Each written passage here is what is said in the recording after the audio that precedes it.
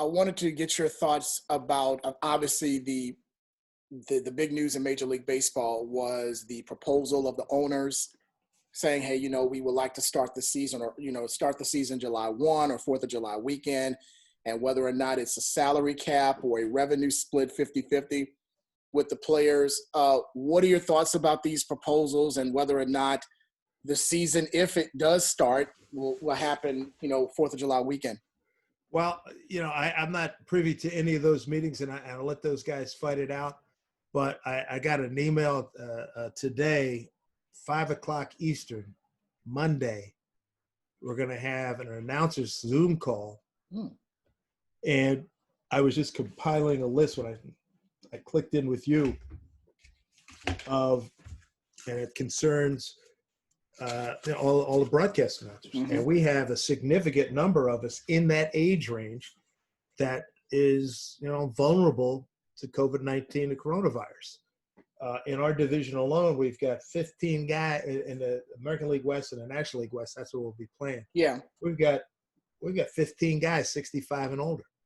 So what I'm concerned about, they're going to do their money issues. I don't think they'll be stupid enough to screw it up and not bring baseball back. That would be insane. It would be intolerable. And I'm a union guy, but you got to give, you got to take, you got to be smart. I'm giving them a big benefit of the doubt that they're going to somehow come up with something that will be just for this year. And then next year, hopefully everything is back to quote unquote normal. We're concerned, obviously, about being in that vulnerable age group. Mm-hmm. How's it going to work for us? Do you want us on site? I've done games. 2012, the Mariners opened a season with Oakland in Japan, and we did it from our Bellevue, Washington studios. I didn't like it. I dealt with it. It was only for a few days. If I have to deal with it for 40 games this year, I'm in. If I don't have, I talked to my boss. I said, listen, if we do games at home, and we have a spacious setup at T-Mobile Park in our broadcast booth, that's cool. And I said, if you want to have me broadcast from the studio for road games, that's cool. So that's my thought on that. I hadn't thought about that in regard. We touched on it briefly, but as far as the age group, regards to the American League West and the National League West, that's a staggering number. That's a lot of dudes, man. And I'm almost done. I realized I was coming up on our appointment time. I'm almost done of all the cats, the Major League broadcasters who are 6. That's a big number, man. Yeah. It really is. I know you had done football before with the NFL. I think you also did some college football as well. Big East football for years, man, yeah. on radio and TV. Yeah. Do you think, talking to some of the guys that do they kind of have those same concerns as far as the announcer perspective for college football or the NFL once those seasons comes up? Because, they're talking maybe a condensed schedule or maybe not starting on time like the NFL. Right. I've not talked to anybody in that regard about that particular topic and any other announcers, but I guarantee if they haven't thought about it, they will, especially if we make any kind of news of baseball announcers when we get together and if some news comes out of it. They will think about it. I guarantee you that. The other thing, you talk about college football, with the Power 5 conferences, mm-hmm. and I think specifically of the Southeast Conference and a little bit of the ACC.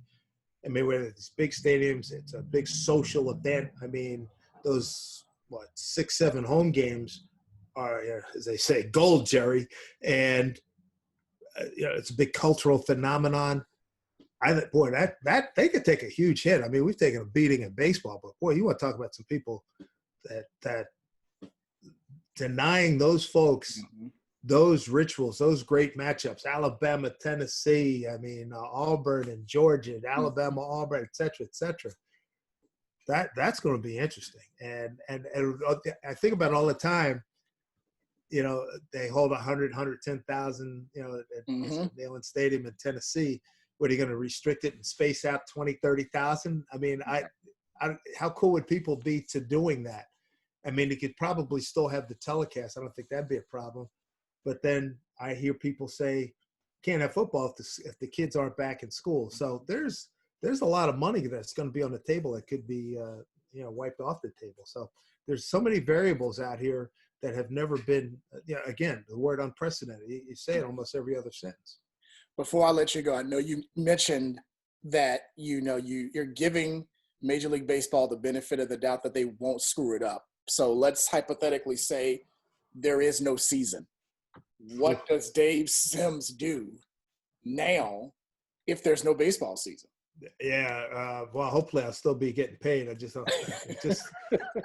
start of a new contract. That's paramount. So that timing worked out well.